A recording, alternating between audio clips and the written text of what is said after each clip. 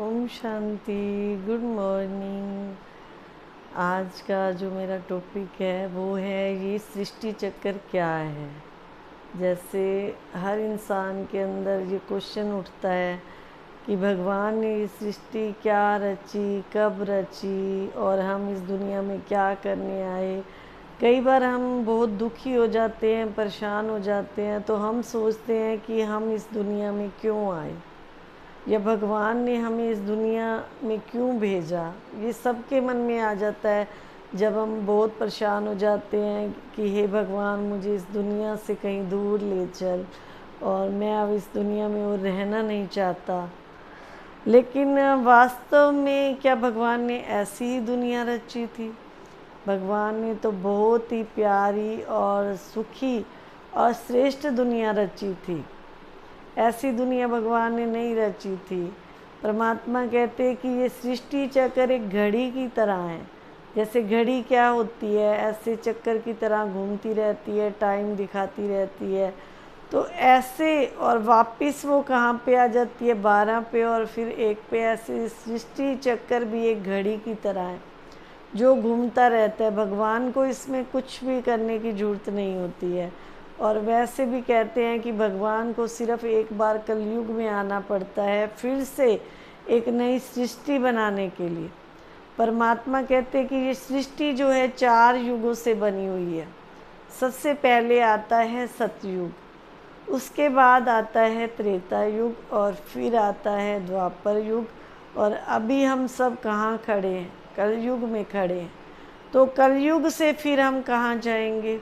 जैसे घड़ी की सुई होती है ना, वो टिक टिक करती फिर कहाँ पे आ जाती है? 1 पे आ जाती है। ऐसे ही ये सृष्टि चक्र घूमता घूमता फिर से सतयुगी दुनिया फिर से बन जाती है। सतयुग में जो है कोई भी दुख कलेश नहीं होता है, सुख शांति का राज्य होता है। वहाँ पर लक्ष्मी नारायण का राज्य होता है। 16 कला संपूर्ण, मर्यादा पुरुषोत्तम, अहिंसा परमो धर्म, ये देवी देवताओं का वहाँ पे जो है गुणगान होता है। क्योंकि हर आत्मा सर्वगुण संपन्न होती है, कोई चीज़ की कमी नहीं होती है, तो वहाँ सुख ही सुख होता है। उसके बाद आता है त्रेता युग। त्रेता युग में भी इंसान के अंदर कोई भी कमी नहीं होती है, सुख ही सुख होता है। बस थोड़ा सा, जैसे कहते हैं राज्य में हल्का सा 2 कलाएं वहाँ पर हर आत्मा में कम हो जाती हैं। जहाँ पर श्री राम और श्री सीता जी का श्री सीता और श्री राम जी का राज्य होता है। सतयुग में लक्ष्मी नारायण अपना राज्य चलाते हैं और त्रेता युग में सीता राम चलाते हैं। और फिर आ जाता है द्वापर युग। द्वापर युग में भी देखो कोई इतनी ज़्यादा पूजा पाठ भक्ति वगैरह नहीं होती है। द्वापर युग में भी सबसे पहले राजा विक्रमाजीत जी शिव का मंदिर बनाते हैं। वहाँ पे सिर्फ शिव की पूजा होती है। फिर धीरे धीरे देवी देवताओं की पूजा होनी शुरू हो जाती है। सबसे पहले लक्ष्मी नारायण की होती है, फिर राम सीता की। ऐसे फिर धीरे धीरे सभी देवी देवताओं की पूजा होने लग जाती है। और अभी कलयुग में तो देखो कितने धर्म हो गए। हर धर्म में अपना अपना प्रचार है। और भी देखो प्रकृति की भी पूजा हो रही है, पीपल की पूजा है, तुलसी की पूजा है। तो वैसे भी गीता में लिखा है कि जब जब धर्म की गलानी होती है, एक सत्य धर्म होता है पहले, और जब जब धर्म की गलानी होती है तब तब मैं आता हूँ। तो सोचो फिर भगवान कब आएगा? अभी कलयुग का भी एंड है, तो फिर भगवान कब आएगा? आपको एक खुशखबरी है कि भगवान इस सृष्टि पर आ चुके हैं। उनको आए हुए भी 85 वर्ष हो गए। प्रजापिता ब्रह्मा के तन में आकर के वो अपना सच्चा गीता ज्ञान सुना करके हर आत्मा के अंदर फिर से वो गुण भर रहे हैं।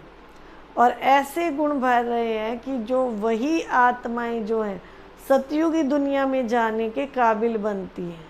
यहाँ पर जो आत्माएं पापाचार भ्रष्टाचार इनमें शामिल हैं, वो आत्माएं फिर से कलयुग में आएंगी। इसीलिए तो कहा गया है कि दुख में सिमरन सब करे, सुख में करे ना कोई। ये कहावत कहाँ की है? सुख में। क्योंकि सतयुग और त्रेता युग में सुख ही सुख होता है। और यहाँ द्वापर और कलयुग में क्या है, कलयुग में आकर के ज़्यादा दुख बढ़ा है।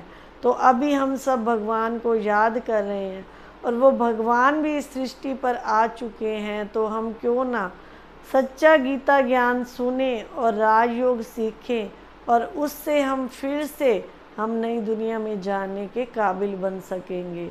तो नई दुनिया में जाने के लिए कुछ गुणों की ज़रूरत होती है, कुछ धारणाओं की ज़रूरत होती है, वो हमें यहाँ पे सिखाई जाती है कि कैसे अपनी आत्मा के अंदर पांचों गुण भरने हैं, सुख, शांति, प्रेम, आनंद, पवित्रता, ज्ञान, शक्ति। ये सातों गुण अपने अंदर जब हम भर लेते हैं और सर्व शक्तियाँ, अष्ट शक्तियाँ भी अपने अंदर जब हम भर लेते हैं तो हम सतयुग में जाने के हकदार बनते हैं।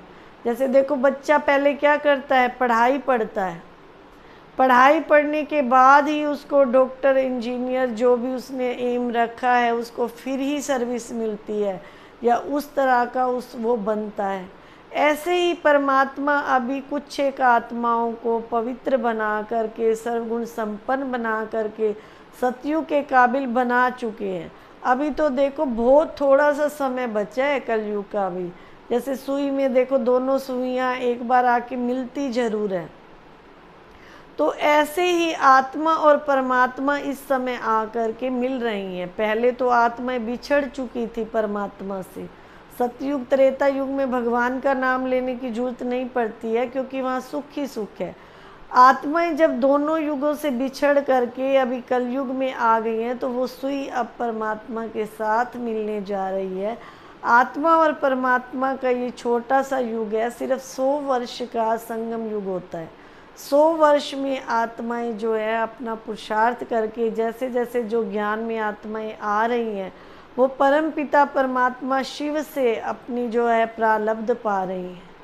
शिव परमात्मा को आए हुए 85 वर्ष हो चुके हैं और प्रजापिता ब्रह्मा के तन में आकर के उन्होंने ज्ञान दिया। और ज्ञान जो अब हम सुन रहे हैं उनको, उसको ही ज्ञान मूल्य कहा जाता है। ऐसा ज्ञान है जो जीवन ही परिवर्तन कर देता है।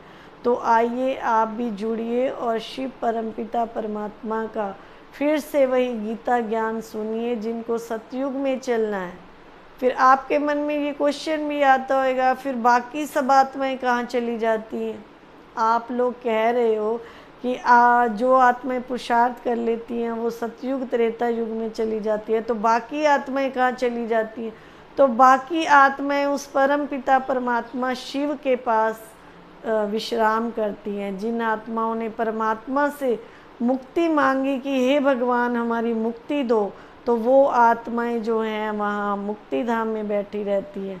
और बाकी आत्माएं, यही सृष्टि फिर से स्वर्ग बनेगी, इसी सृष्टि पर आकर के फिर आत्माएं जन्म लेती हैं, जिसको जीवन मुक्ति कहते हैं। जीवन मुक्ति पा करके वो आत्माएं यहाँ भी राज्य करती हैं और वहाँ दोनों चीज़ों का जो है आनंद लूटती हैं, जीवन मुक्ति का भी और मुक्ति का। तो आइए आप भी जुड़िए और जितना चाहें आप परमात्मा का ज्ञान सुनिए और ज्ञान से जीवन को परिवर्तन कीजिए। जो आत्माएं परिवर्तन कर लेती हैं तो वही आत्माएं फिर से सतयुग में चली जाती हैं। तो ये है सृष्टि चक्र की लीला, जो हम करते रहते हैं कि ये भगवान ने कैसी दुनिया रची, कैसी। भगवान ने तो बहुत अच्छी दुनिया रची थी, जिसको सतयुग कहा जाता था। अभी तो कलयुग है। तो आइए फिर से भारत को सोने की चिड़िया बनाएं और फिर से भारत जो है सतयुग कहलाए। तो इन्हीं शब्दों के साथ ओम शांति।